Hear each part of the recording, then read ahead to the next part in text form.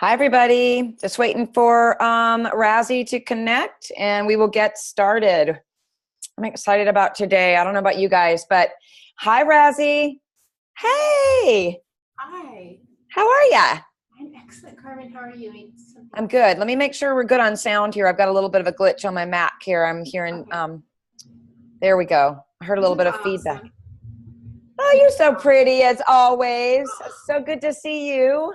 See you, my friend. Yeah, so we've got people hopping on, and I'm just going to do a quick sound check, and then we'll get started with your introduction. And today I'm so excited about this topic, and I know you and I've talked about this before, and we'll get into it in just a moment.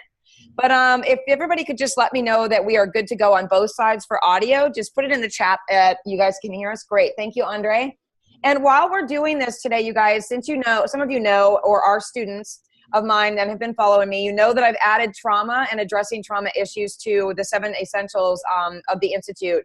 And that's for good reason. And we're going to touch on a lot of those things today. So if you want to share anything in the chat about why you're here today, have you experienced trauma? Have you worked with clients that have not been able to get well, and maybe this is the last piece that has not been addressed?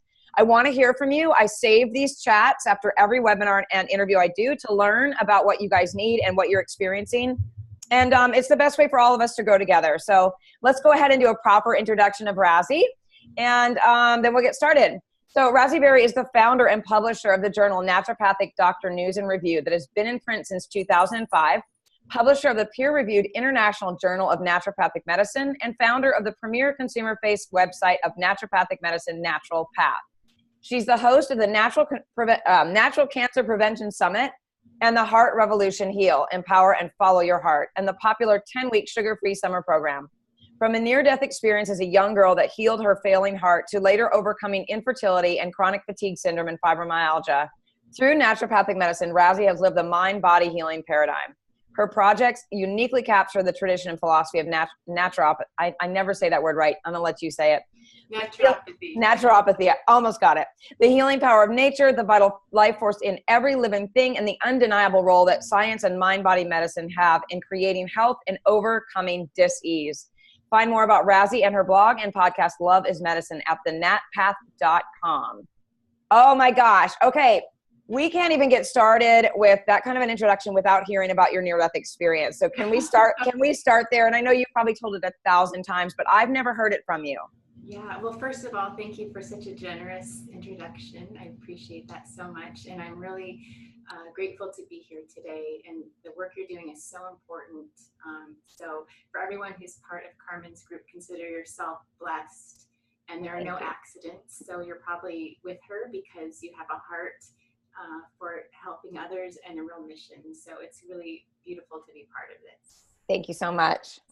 I actually haven't spoken about my near-death experience in a very large way. I only started even sharing with people outside of my childhood friends who were there with me and my family. But it was just about 2 years ago that I ever uttered that out loud. So what happened is I was dying of heart failure, and I was in the hospital, and we were a Catholic family, and the priest came in and did a last rites ceremony. Now, for those of you who are familiar with Catholicism, last rites is a sacrament that they don't give lightly. So you are baptized when you're born, you're confirmed when you get older, and it's almost like a death baptism. And so you don't just call in the priest like, hey, somebody's sick, or it's not if you might die, it's if you're dying. So it was a very grave situation.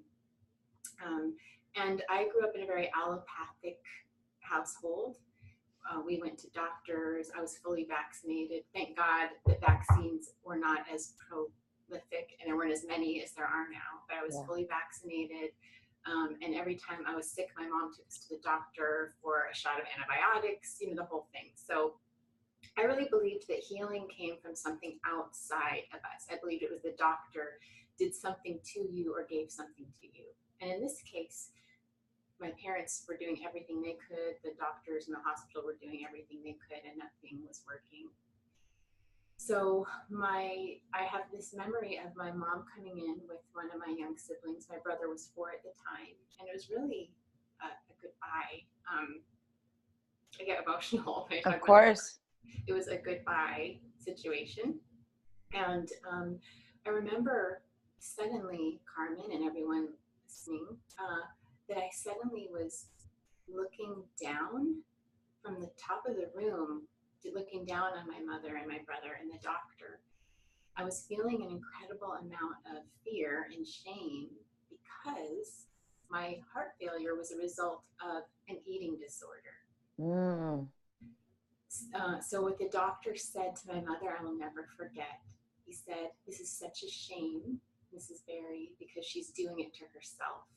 And Mm. that moment, when I heard that, I was just thrown into this light. I suddenly wasn't in the room anymore, and I was in this bright light, and it felt like I was like in the center of a dewdrop, and the sun was bouncing off every direction. Mm. And I didn't see people in a physical way, but I sensed the presence of everyone that I knew, and even beings that I didn't know that I knew.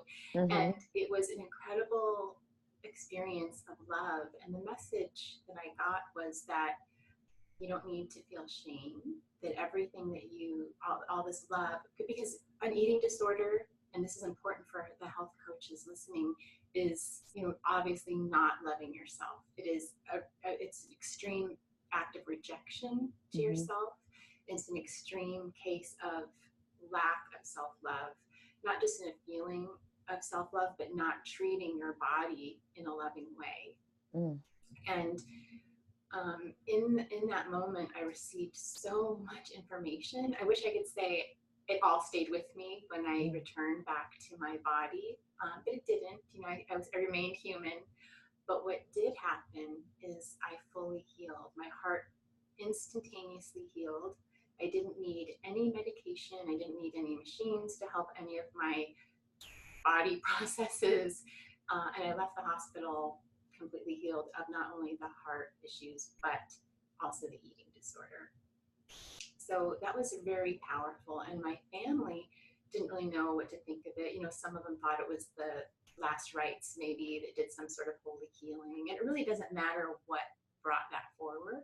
Right. But it really caused me to ask this question of, wow, where does healing come from? Because it wasn't anything that the doctors did.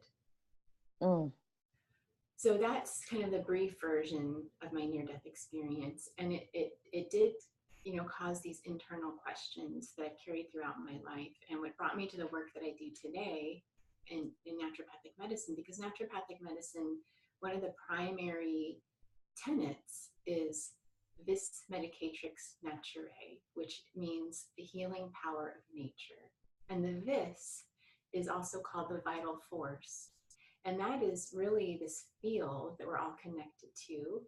And whether you call that God or consciousness, I call it love, because it brings us towards this state of homeostasis and allostasis.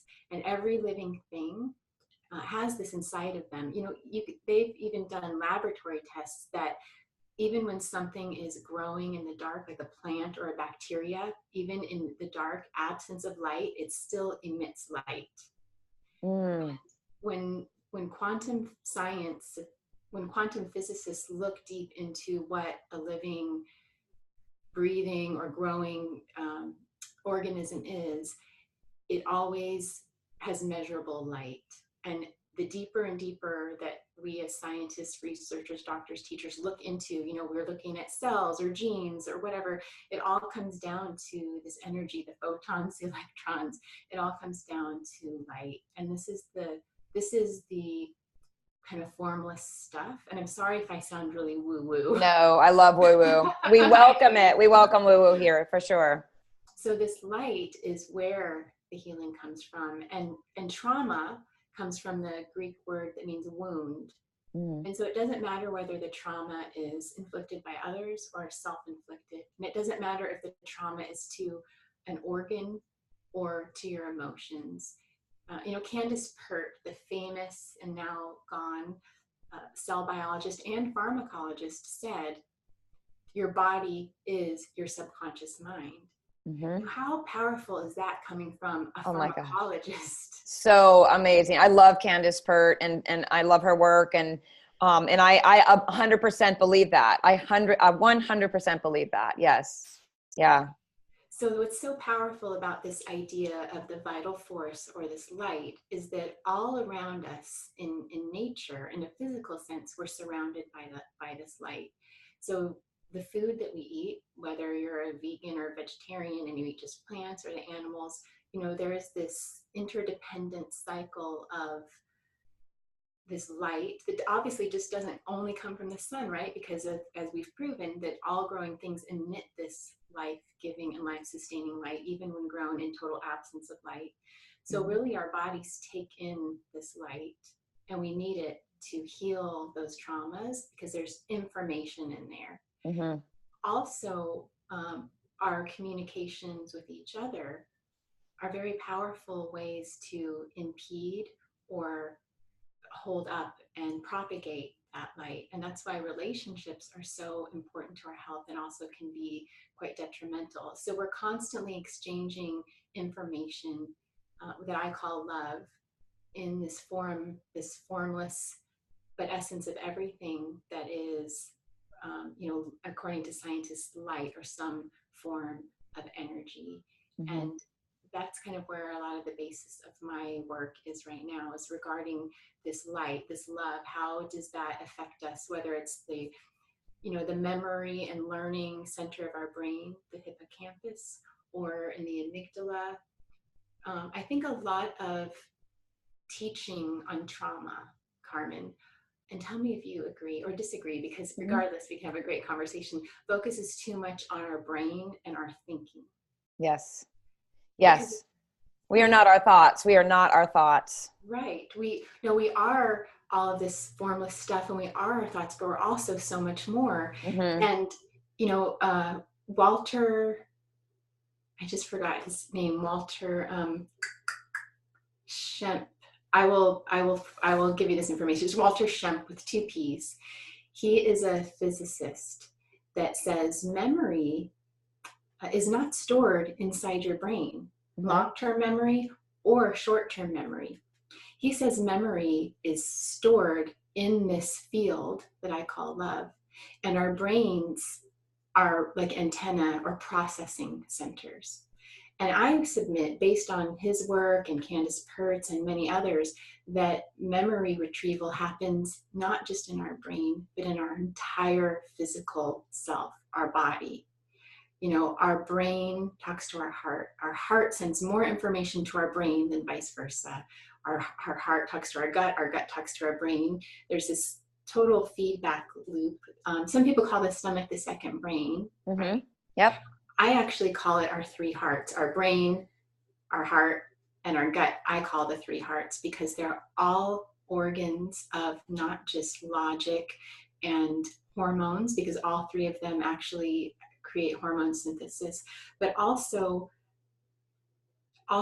it's and they're emotional centers as well, and you just can't separate them. So what I'm saying in a very long-winded way, forgive me, but I'm trying to connect the dots, is that many psychologists and psychotherapists and doctors focus too much on healing trauma in our brain and in this idea of memory.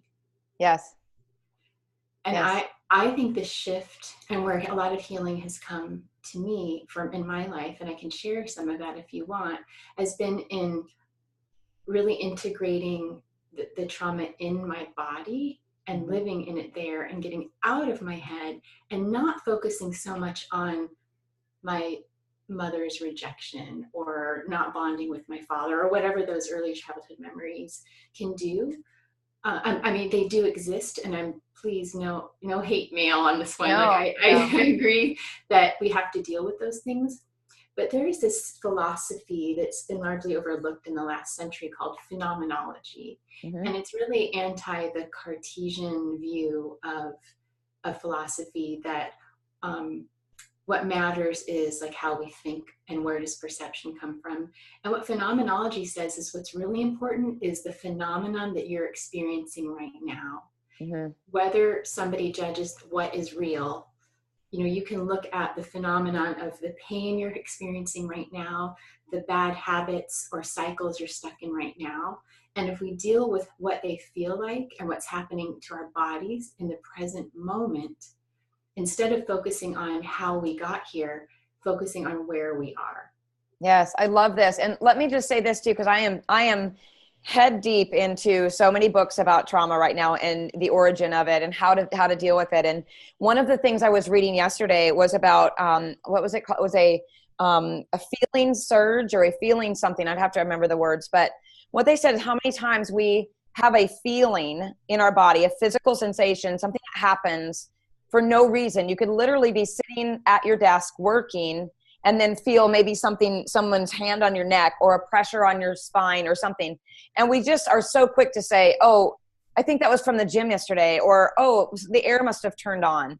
When in reality, it's our body giving us messages from something, somewhere. And we're so busy. And don't you believe that we are so caught up and so tied into technology. We're so disconnected and disassociated from our own bodies anymore that I feel, even for myself, that a lot of traumas that I've never been able to figure out have been because I'm not paying attention to the signals. I'm too busy to tap in when my body's saying, "Hey, take a break. I need you to listen to what's happening here." So I love this. Nothing's too woo-woo for me. I take it all the way there. So, but I agree with that. What are your thoughts about that? Like how we're living today and we've disconnected from being able to tap into that to solve these trauma problems. I agree with you, Carmen. I call it the great divorce. I feel like the greatest relationship that we have is with ourselves, and we can't have a good relationship with our children, with our spouse or partner, with our parents, unless we first have a relationship with ourselves. And that doesn't just mean self-care. It doesn't just mean going to yoga and taking a bubble bath. It means living in every moment instead of in your head and thinking and worrying about the future and the past. Getting inside your body. What am I experiencing right now? What am I feeling right now? How does my body feel when I'm with this person? How does my body feel when I'm eating this food? How am I loving myself in this moment? And so I call it the great divorce because we have divorced from ourselves. We know more about everyone else and everything else, and celebrity on the cover of a magazine, or somebody that we emulate on Facebook, or somebody that we compare ourselves to on social media. We know more about them. We know more about how to operate this operating system than this operating system. Yes. And we've also divorced ourselves from this physical world that we live in, which is the natural world. We're part of nature. And I like to sort of preempt talking about nature by saying you don't have to give up your modern technology. You don't have to give up the love of shoes or makeup in order to reconnect to the natural world that you are part of.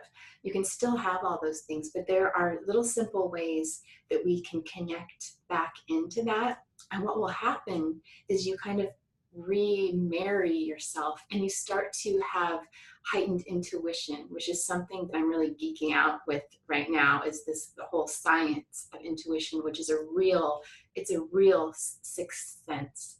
And one of the ways that we've separated ourselves from our own inner knowing, our own intuition, is by rejecting our five senses. For instance, Oh my gosh, yes. the sense of smell is so linked to the centers of our body and our nervous system. They're linked with memory and emotion.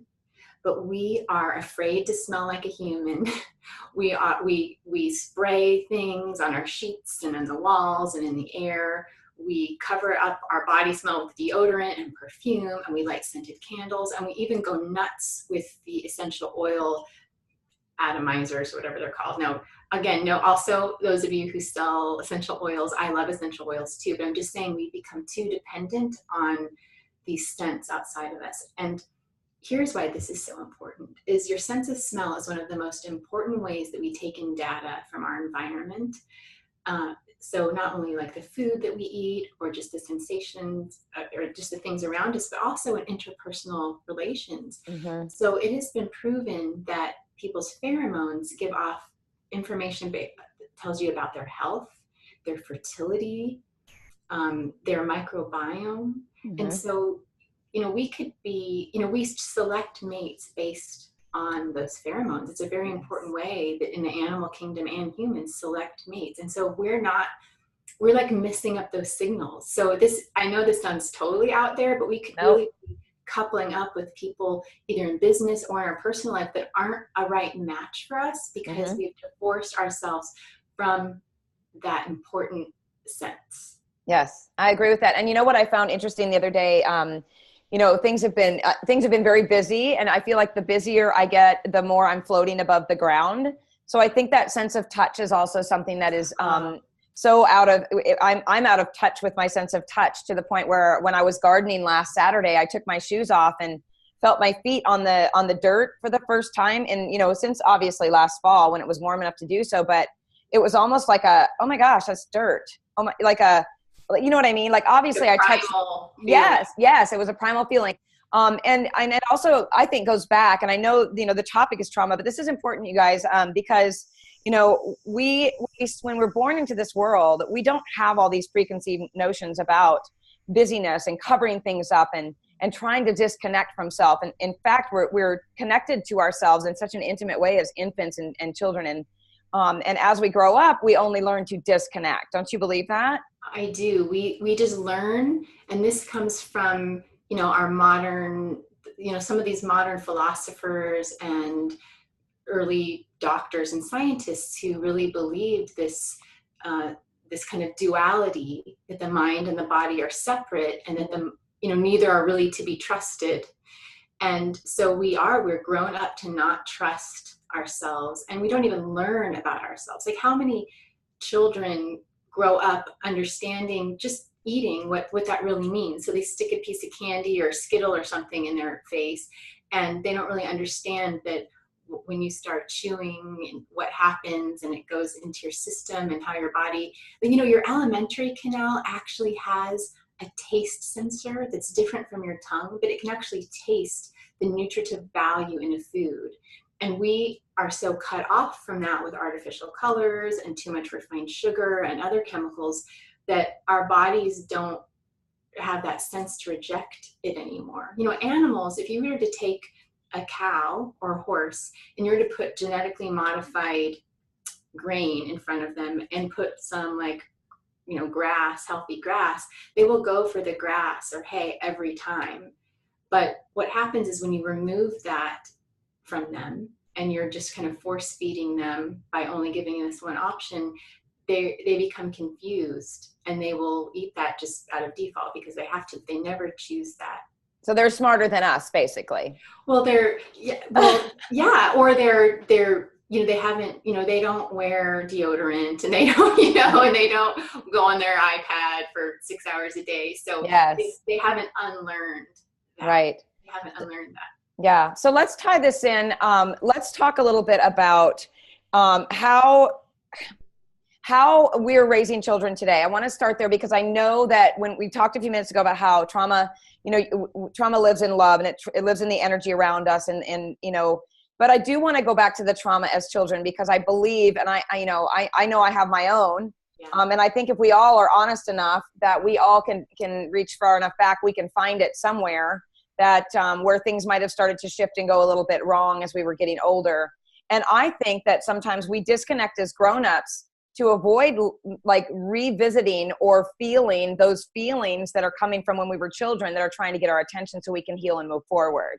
I found that for myself where, and just as an example, this is kind of a little crazy, but personal. I was doing a workbook on trauma, and I'm trying to uncover my own stuff. I'm like deep diving intensive stuff. And one of the questions was, write down a memory of an emotional trauma that you received from someone in your family. And it was, I wrote my dad, and then the trauma was, he said, say goodbye to your dog because I'm going to have to put her down today. And I remember that feeling, right? And I was just writing and thinking, and I was overcome by this almost, I couldn't put my finger on it, but I almost felt like I was going to be sick feeling. And then I started to bawl. I'm 47. This happened when I was 12, 10, something like that.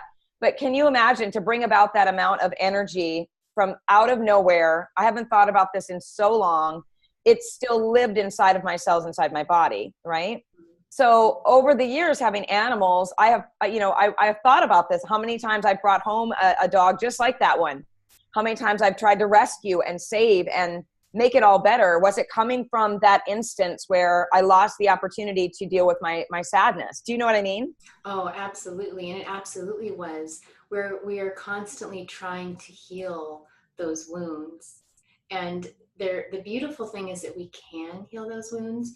We can't necessarily go back into time. One exercise that is so powerful, and you've probably done this, and maybe the panelists have heard of this before, but just in case you haven't, is that to journal from the perspective of each person involved. So this might sound a little bit crazy, but you can write down everything you remember about that experience, Carmen, and then think from your father's point of view, without judgment. I mean, keep the judgment. Judgments are fine and they can be healthy. I believe that judgments can be healthy ways to help us make better choices. I think it's dumb to totally blacklist judgment. Right. But so you leave all that in Carmen's perspective. Then you write that from your father's perspective and try to, and you might not be totally accurate, but that's not what matters. It matters what your feelings and thoughts are about that. And then even from your dog's perspective. I love that. I love that, because doesn't that that would give me perspective to see how hard that had to be for him to come to his child and he's an animal lover. And I know that had to be difficult. But the part of it that he had to do for himself was to put up a hard wall that says this and do this and be done. And it's not out of not caring or not having a heart or being heart-centered. It was probably the only way he knew how, from how he dealt with his life growing up and so on and so forth. Ancestral trauma is one of those things I'm fascinated by too. So, yeah, right. I mean, couldn't we go on? Family of origin. Oh my goodness. But I do recognize ancestral trauma in my own family. I recognize where it's coming from. It comes to me like this. Like when I'm studying it, I see where it's historically where it's coming from. And sometimes I think that can be super powerful to heal trauma for your immediate family. So for example, I never want my son to feel a specific thing. I want it to stop here and never be carried forward. Those types of things. Don't you think that some of us are kind of in this place so that we can stop the ancestral trauma from moving forward? Absolutely. It's sort of like, becoming the white blood cell that filters out all that, the negativity. And it's you can see the gift in that learning experience. Yes.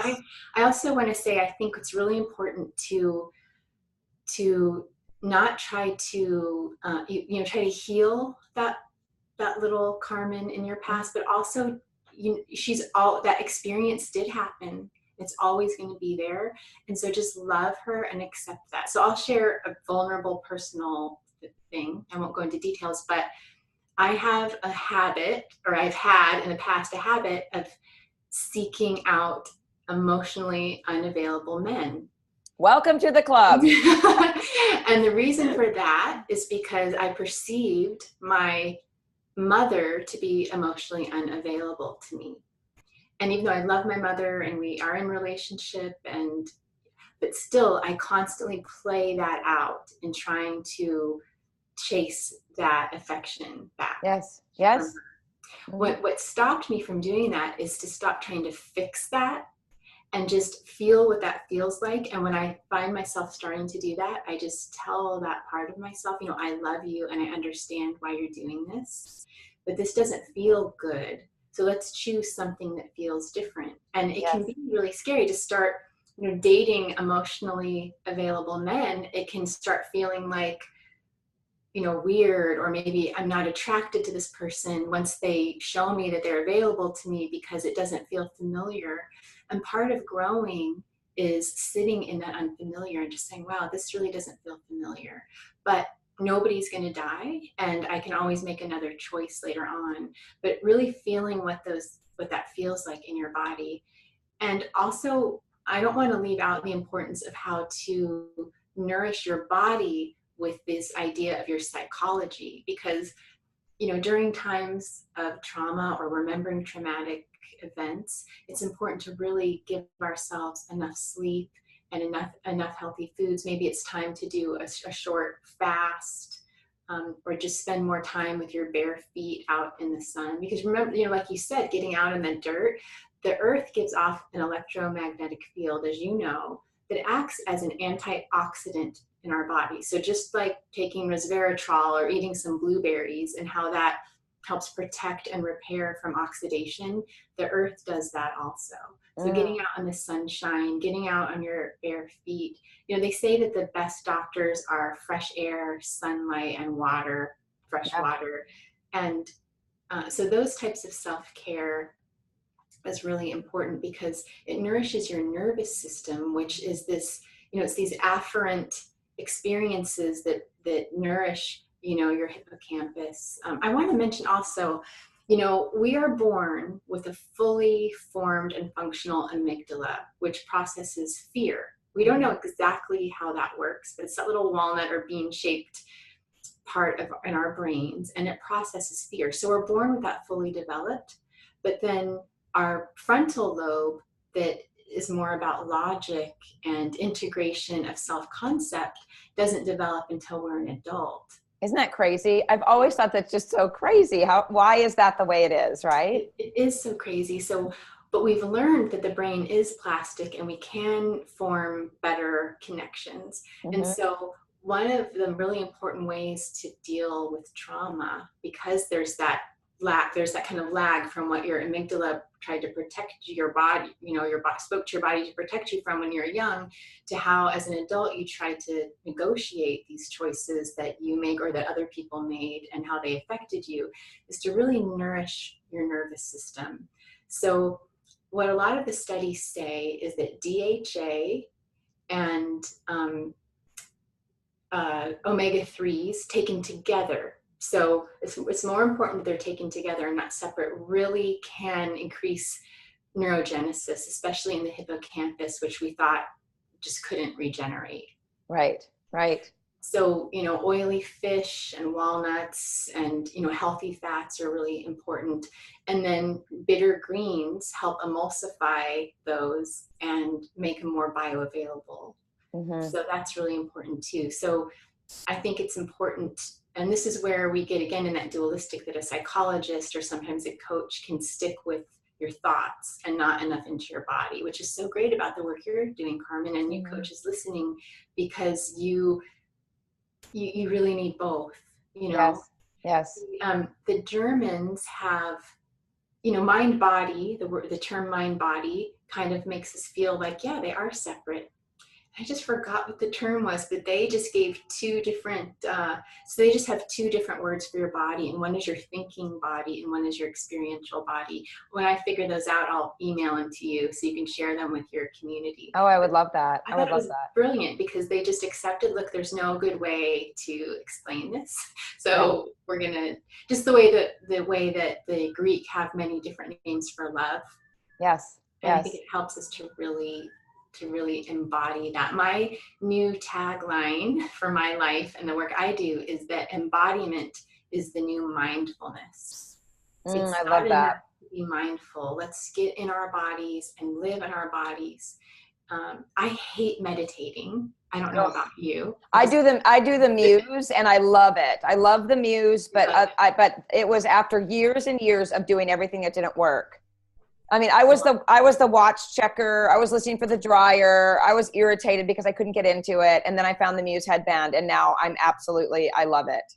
I see someone asked a question about what books you recommend, and can I just recommend a book? Yeah. And many of you probably read it, but it's called The Field by Lynn McTaggart. Okay, I haven't read that one. It's really phenomenal, and it talks about this idea of this cosmic field, but not in just a woo-woo sense, which we all love so much, but really she interviewed like top physicists and really kind of helps you understand how powerful your own consciousness is. So I recommend that book. Yeah, and I've got a few I'm going to be throwing into the email replay as well to kind of get in touch with, you know, like Bruce Lipton's, you know, the Biology of Belief, Candace Pert, Dr. John Sarno, rest in peace, which is just such a loss. You know, there's so many people out there. Pia Melody, I don't know if you know anything about Pia Melody. I don't. Oh, you and I should talk after at some point. We need to chat. But but I wanted to share this also, something that was very helpful for me. It was powerful in dealing with traumatic thoughts or my reactivity to specific things that I was seeing myself acting as a child in, specific communications, or taking me back to my childhood when I didn't even mean to be there, was when I catch myself, because I'm living in such self-awareness now that it's almost like everything I do, I'm like, there's that. Oh my gosh, there's that. And that's from when I was little. And that's from when I was 12. It's bizarre. Once you start this journey, if you open your heart and your mind and you're ready to take the leap, you can heal the traumas in such a way that they stick. But one of them was this is, I tell myself this: you are not that little girl anymore. You don't have to make decisions from that place. You are a grown ass woman, and you are strong enough to make good decisions for yourself. Yeah, that's great. Amen to that, sister. Yeah. So when things happen that I know were coming from a place of trauma, I have to remind myself, because I feel my heart starts to beat. And let's just touch on this too. Okay. The physical responses of the body to thoughts can be related to trauma. Whether it's coming into contact with someone, or some thought or a memory comes up, you can feel the cortisol rush and the heat flash and the heart pound. You can almost feel tingly and sick. And that can be a very big sign that there is a traumatic experience happening in your subconscious. Absolutely. So running from that, trying to say it's a hot flash from estrogen, or trying to say that what you ate wasn't good for you, don't necessarily just go there. Stay in that feeling. Be willing to see what the story is, what's the lesson, what's coming up for you. Because if you don't, it will show up sometime, somewhere. These stories don't leave us alone. They want to be healed so we can live and we can move forward in our lives with happiness and joy. Really beautifully said. I couldn't agree more, Carmen. Yeah. Isn't that crazy though? I had that happen to me recently, where someone crossed my path and I felt it, my heart started to beat. It came up into my throat, and my back started to get hot where the adrenals are, and was pushing out stress hormones.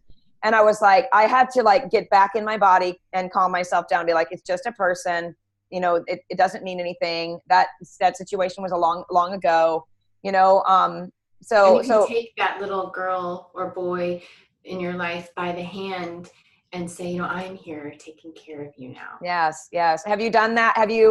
I've been walked through that many times now, where I can do it on my own. I know how to go out and find myself as that child. I know how to speak to myself. Yeah. I've done the brain spotting multiple times, where I can't even pull those traumatic memories up at all anymore. They disappear like confetti whenever I try to. They're gone from my memory. So let's talk about modalities for a moment. Talk to me about your favorites, and then I'll tell you a little bit about mine. Okay, sure. Well, I'm not a practitioner of it, but I do love family constellations therapy. So we're going to talk about something, cerebral, but really accepting this idea of the field, love, and multi-generational or even ancestral. I love that therapy so much. So it's a great place to refer. So if you're not a practitioner of that, to refer to that. I have to say, and I don't want to sound boring, but nutrition is one of my favorite modalities. I think phosphatidylserine, for instance, is so important to people that have been through trauma. And let's not forget, not just childhood trauma, but maybe you had a great childhood, but you had a really traumatic divorce. You lost someone as an adult. I think that we don't spend enough time honoring these, many people did have an okay or beautiful childhood. Of course, we all have traumas there, but these traumas as well. So phosphatidylserine is a supplement that I think is so important, because I really believe that it helps to integrate that heart, the 3 heart connection. Yes. And allows you to really take in, all this data from the rest of our senses. So that's one of my favorites. And then also foods rich in DHA. It's so important. So walnuts and egg yolks and liver and organ meats. So I know there's probably vegans that think that's horrible. So you can do like the walnuts and the healthy nuts and the coconut oil and things like that, and omega-3s. So I think that those are really important. And then the greens, again, the bitter greens, especially like dandelion and chard and kale, those really help your body to emulsify those, because it doesn't matter what you take if you're not absorbing. And then vitamin C is just so simple, but we can't, our organs hold emotion. And we have trauma to our organs and our cells every day from just unhealthy thoughts or stress or from car exhaust when we walk outside. And we can't, we can't make collagen without, which is all connective tissue, which helps, our whole bodies connect to each other. And we can't have healthy connective tissue if we don't produce collagen, and we can't do it without vitamin C, and we don't innately make vitamin C like some animals do. Right. So this might sound like not rocket science or sexy, but it's super important, I believe. I believe that too, because in your adrenal glands, let's just tie the vitamin C into the adrenal glands. The adrenal glands crave salt and vitamin C. And so when we're under stress, and let's remember this too, y'all, nutrition is, y'all, do you hear that? There's my son. I love it. Y'all, yes, bless your heart. Let's remember that, when the body, stress isn't just running or doing exercise or financial obligations or whatever. Stress can be happening underneath the surface of what we even know. So if we are not nourishing our bodies, if we are not taking care of those stress reactions, like the adrenal glands, who are always working for us, then, with food that feeds our soul and feeds our bodies properly, then it creates more stress inside of us. So when we do have something that comes to our conscious, our body's working double time. So to take care of the things that we can do that are simple, like taking care of our foods and things like that.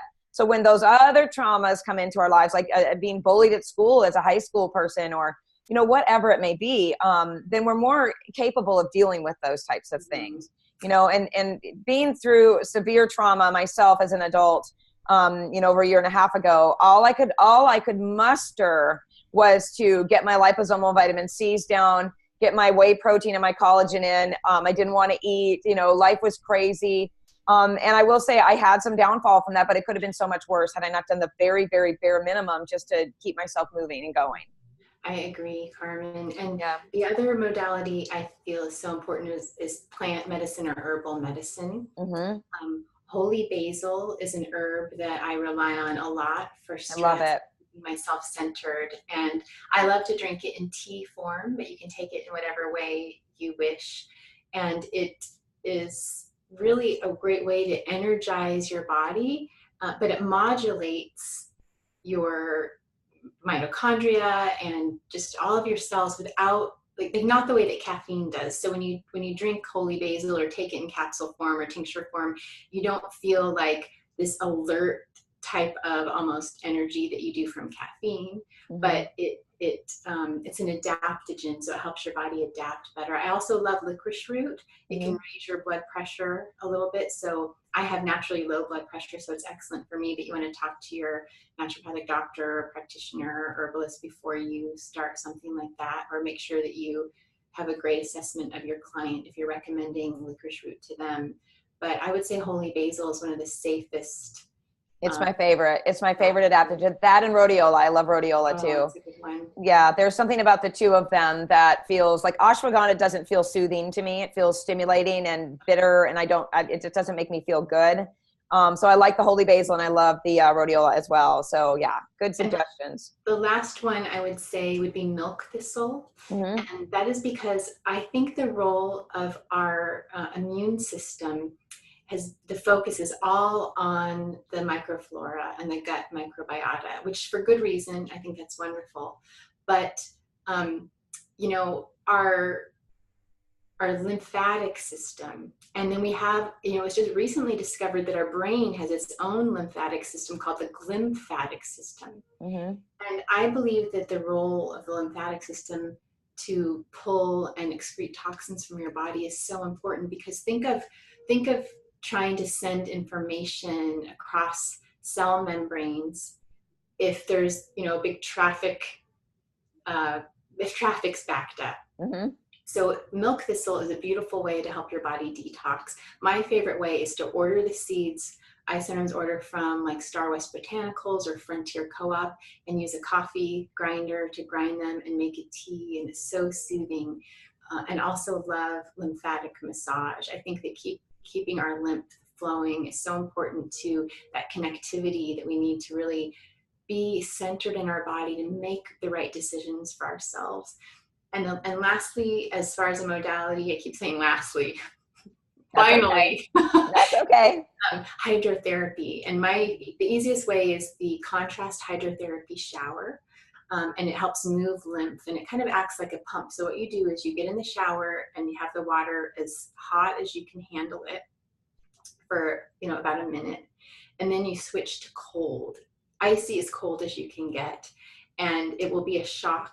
But since your body's already warmed up, when you get out of the shower, you'll actually feel warm. So you go for at least to count to 12 to the cold, back to the hot, back to the cold for 12 times is really the minimum magic number. And you always want to end in cold. And this creates that pump of your lymph and helps you excrete and really move that lymph throughout. It also stimulates the vagus nerve, which we know now that is so important to this idea of coherence and just overall health. So those are the top things that I recommend. And they really, when you practiced over time, I have found really increase interoception, which is the scientific term really for this ability to understand what our body is saying to us, to really feel, heart rate variability and changes in blood pressure and things like that, to really feel our own bodies. Yeah, I love that. And let me say this, what I talked about this, and I do so many webinars and classes and trainings. I can't remember where I said this, so this might be repetitive to some people, but there was one thing that someone told me about to be able to get back into yourself. It was last week. Her name is Lily or whatever. She's a psychotherapist who works with trauma. And she said that to put your hands on your arms, not necessarily hugging yourself, but to make contact with yourself and to be able to touch, because so much of us is out here and all over like this. It's very rare that we are making contact with ourselves. Yeah. I mean, praying is one way, we put our hands together to make, and I believe that's just an entryway into the higher power for us, is connecting with ourselves, knowing that our higher power is within us. We don't do this enough. We don't touch and make contact with ourselves enough. So to me, I've been, working on doing some of that because it helps me to make contact when I'm outside, to make, when I put my arm or my hand on someone, like a little man that we picked up a stray dog last week. Let me just say this is kind of a cute story, but my son and I are animal lovers, and there was a little pit bull running down the middle of a main road, and he said, "Mama," and I said, "I'm pulling over, of course." So I pull over and I said, "Come on, baby," and the dog jumped over my seat into my son's lap and just sat there. And my son looked at me and I looked at him and I said, "Well, what are we going to do now?" And I turned around and looked, and there was this little old man with one of those "I've fallen in, I can't get up" buttons around his neck, and he was moving as fast as he could down the side of the road, wheezing and coughing. And I went over and I put my hand on him and I said, "Sir," I said, "I want you to sit down in my car." And do you know that when I felt his arm through the in my hand, I had the sensation, I had chills went up my arm, and I had the sensation that I hadn't touched a person in a real way in a very long time. Isn't that crazy? But it was after I started doing the touching, making contact with myself, So I think that in all of this, you guys, and it all goes back to being in touch with ourselves, undoing things that were keeping us from being in touch with ourselves and others. And however you can do that in the safest and most healthy way possible for you. So let's do a little bit of touching on some things that people can expect when they go to get treatment for trauma. So, because here's another thing, and tell me if you agree about this. I think talk therapy is just old. It's outrageous. It's done. We're done with talk therapy. I think it's good in the sense that if we have something that goes with it, maybe brain spotting or neurofeedback or EMDR or touch, therapy or something like that. But just talking about things to try and pull up trauma can be very damaging. Don't you agree? It can. And like the research on marital therapy, for instance, is pretty dismal. Trust me, I know. It's really, really pretty dismal. And yeah, talking can kind of help just strengthen that connection to the trauma. Now, it's not good to ignore something, of course, and if you need to talk to somebody, that's important, but to just go over about how the negative feelings are feeling and how they affect you can be really bad. Something I forgot to mention, it's not really a modality, but one of the things that I found so important. So I had this 3-year period in my life where my sister died suddenly. Year 1. Year 2, my husband left. And year 3, my father died Oh my So goodness. there are much greater traumas. So I honor those of you who've gone through worse. And so I get that, but still traumatic experiences are traumatic experiences. And I felt always so fragile my whole life. And so I started lifting weights and lifting weights at the gym, like heavy weights, as heavy as I could. Now, I'm not a big boned person, so I'm not like, you know, a super muscular person. I'm just not the body type that is going to do that.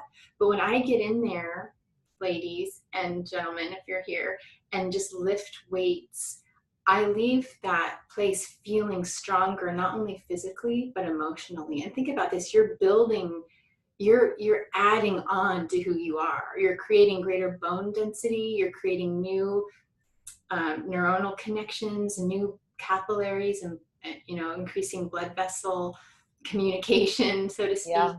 And it has been really the way, and it's been a great way to release stress, and it increases growth hormone that helps you deal with so many things, and it's good for your skin and your hair. It's like the youth hormone.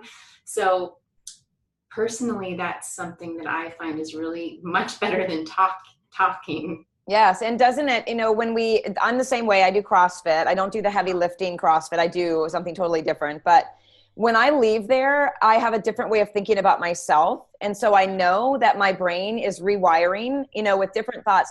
That's one of the most powerful things I've found too. And I keep using the word powerful, but you know, like you said, our brains are neuroplastic. We have the ability to create new pathways in our brains as long as we are open to change. If we just keep driving, and I always use the horse and the cart going down the same dirt road, and the groove just gets deeper and deeper. And if you want to stay there, that's fine. But when you are ready for change and growth, you have to take that horse and cart and go down a new pathway. And when I exercise, I find that my mind shifts and changes about the way I feel about myself too. I feel stronger as well. I feel more capable of handling things that come up that I otherwise might have pushed away because I didn't feel strong enough. I think we have a lot in common about how we have felt about our lives and the things that we've been through. And, you know, let me just throw this out there too. My students and my members of my mentorship group know that I have been, the last couple of years, I've been digging into EMDR, and I've been digging into brain spotting, and I've been doing neurofeedback and brain mapping and all of those things. And I will say that I have never experienced anything more permanent in the shift and change than brain spotting combined with neurofeedback. I've never done brain spotting. I need to look into that. Oh my gosh, I'll have to tell you about it. Yeah, it is. I will say that when I had it done by 2 other therapists, I got to have the right therapist. So if you guys want to make a note of this, David Gray is the man who came up with brain spotting. And when I you know, someone said to me, well, maybe you should call this girl, her name's KK, you know, and see if she can get somewhere with some of this childhood stuff. And I was like, I am done. I've been in therapy since I was a teenager. I've done brain spotting. And I called her and I said, you're my last chance to see if I can get down to the bottom of this. And she said, oh, you've met your match. And I'm like, oh, okay. And so when I got in there, boy, had I ever, she took me back to the delivery room of when I was born. And if you want to talk about woo-woo, we can go there. But I was able to undo a piece of an abandonment trauma that had been with me since the day that I came into this world and I was taken away from my mom. So yeah, so my mother she almost died. She had 104-degree temperature, blood clots traveling to her heart. No one could figure out what was wrong. So of course they took me away because they thought she had a virus or something was seriously wrong that could be contagious. But when I went back to that memory, I saw me as an infant, bright red, screaming, crying, my mom with her arms stretched out and me being pulled away from her. And I was away from her. I saw her, I think she said I saw her once for 4 weeks. I didn't see my mom again after birth. And so what we did was we went back there, but then we went back after brain spotting. We found it in the memory and we took care of it. And I've never been able to feel that feeling again. And then I went directly into neurofeedback for the brain, you know, the nap. I call it the nap because that's what I do when I get in there. I'm like asleep in a second. Can I ask you, tell me that, because I've done regression hypnotherapy. How is it different? Okay, so I've done hypnotherapy as well. My DNA shows that I'm not easy to hypnotize. Believe it or not, there's a SNP on my DNA that says it's not easy for me to be hypnotized. Interesting. But, yeah, it was. So, but what I found was the brain spotting is when they find the spot in the brain. So let me just give everybody an idea because I know I'm going to get a lot of messages about this. Yeah. So what they do is she takes a pointer, like a teacher's pointer that goes to the chalkboard. And when we start to talk about something that may trigger some emotion and feeling in me, she's very in tune. My therapist like watches me for movements, and she'll move her pointer and she'll find the spot in my brain where the memory lives. And once she gets on the memory, it's evident. Like I can't control my emotions. She'll move away and the emotions go away. She goes back to the spot in the brain where the memory lives. And I'm a basket case all over again. And we've done this multiple times. I had to be proven that this was something that was going to work because I've done this before, right?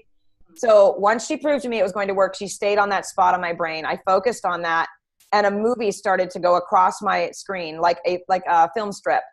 And it was very clear. It was like it was happening in the moment, and it just started shuddering by very quickly. And I was speaking it out loud.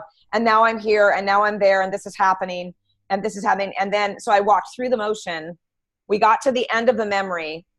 We worked on me going in and grabbing myself as an infant. I went in as me and took myself out of there, and I rescued myself from the abandonment. Got in a car, drove away with me in an infant seat in an old station wagon. It was really, really cool. So we went through all of that, and then we went back and tried to do it again. And I'm like, I'm safe. I can't even find myself there anymore. It was over. Beautiful. Very cool. So yeah, anybody that really needs to or wants to fast forward the process of dealing with trauma and things that they just can't seem to figure out should look into this brain spotting combined with neurofeedback. It is curative. It has been shown to be curative. Very powerful. Fantastic. Thank you. I learned something wonderful. Yeah, very cool. So let's see if anybody has any questions at all. It looks like everybody's kind of dialed into our conversation. And, I love that we've been able to touch on all different pieces of the subject of trauma because it's something that you can talk about forever and probably never run out of, things to discuss. It's true. It is.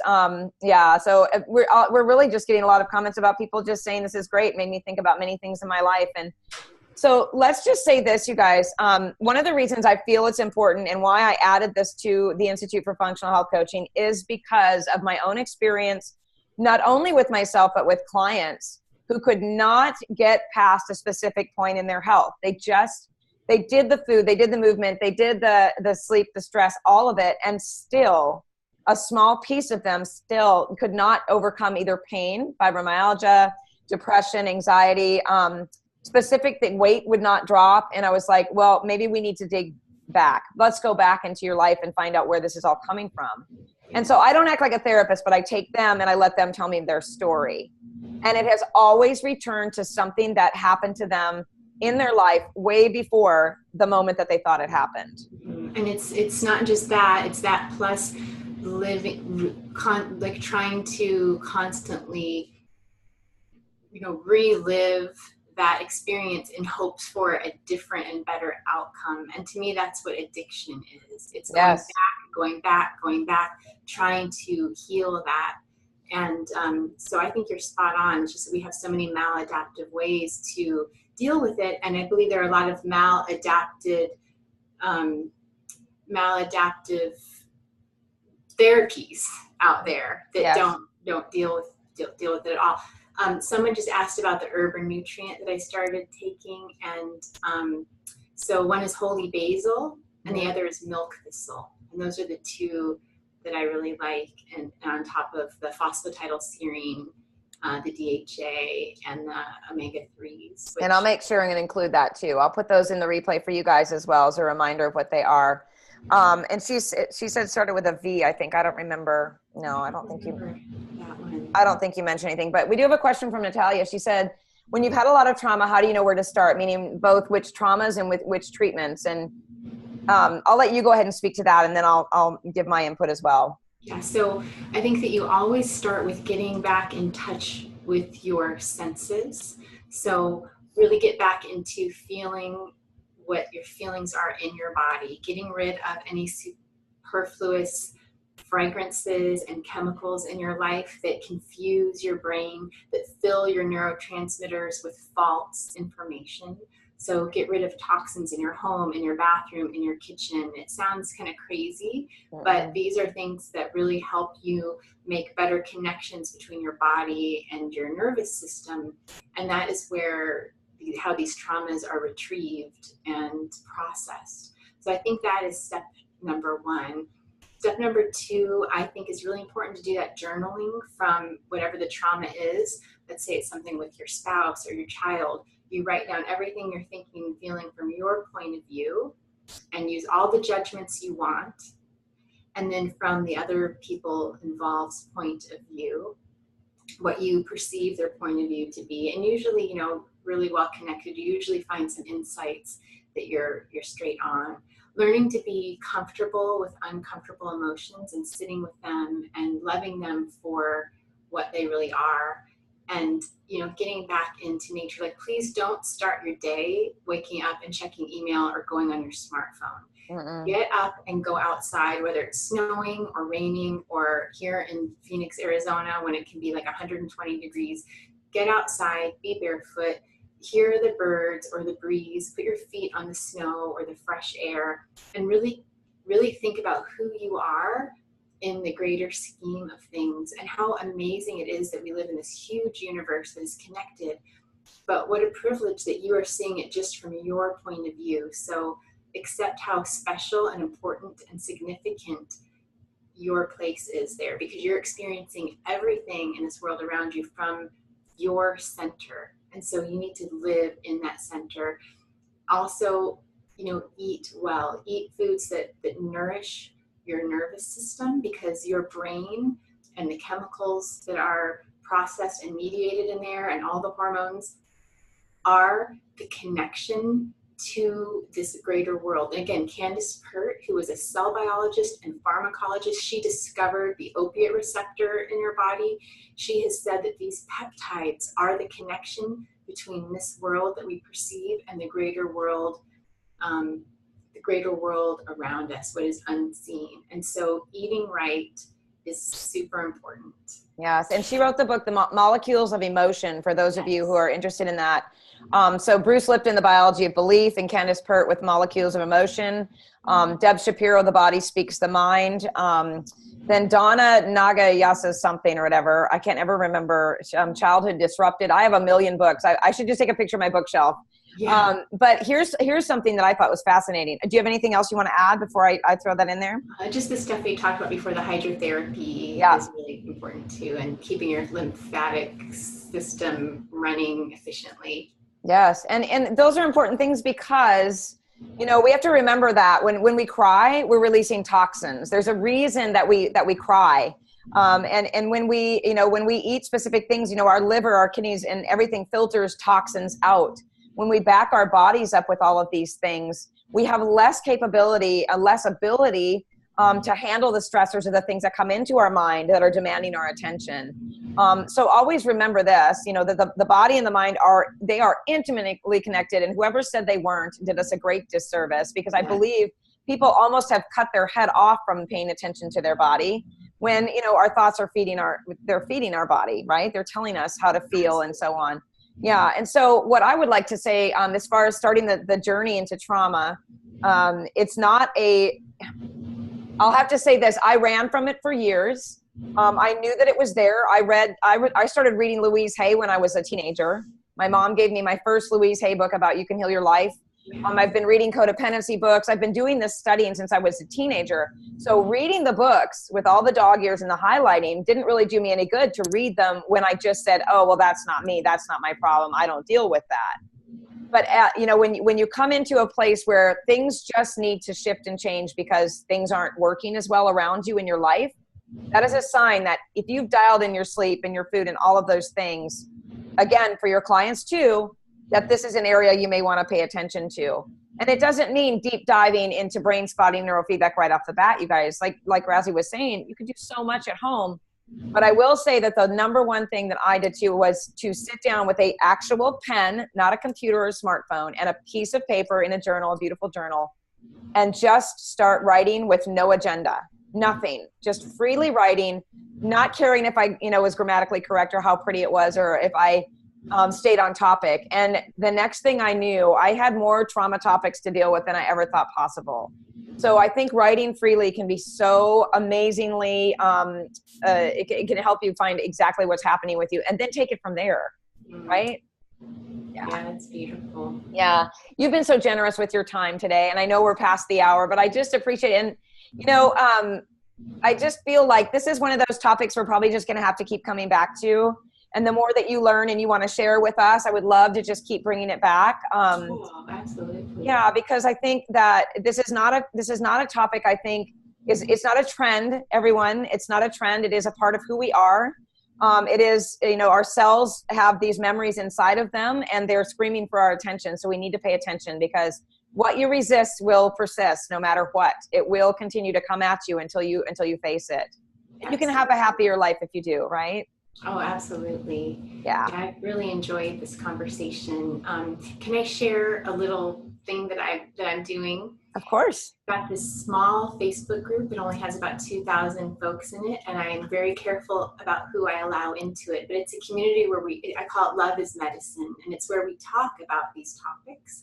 And I'm not selling anything in there. It's just talking about these ideas of love and perception and intuition and our senses. So I trust the people in this group that I would be able to accept them in. So if you're interested in that topic, you can just go to Facebook, find Love is Medicine, and request to join there. And I feel, again, like I'm careful about who I allow in there, because people can be vulnerable, but you're welcome to join me there. Yep, and I'll put that in the replay as well, everyone. And Razi's giving us a free gift today, you guys. It's 10 Healing Secrets of the Mind, a collection of mind-body case reports and anecdotal evidence from leading naturopathic doctors she has published over the last decade and a half to help with healing trauma and any disease. Oh my gosh, I didn't even stick to any of the talking points at all. It was great. But we covered it all. So anyway, all right. Thank you so much. Thank you again for inviting me into it. Absolutely. Yeah. And I can't wait to see you this August, but I will be in touch with you sooner than that, because I think I'm being called to talk to you a little bit deeper. Great, Carmen. Let's do it. All right. Thank you so much. Okay. Bye-bye, everyone. Bye, everybody. Thank you.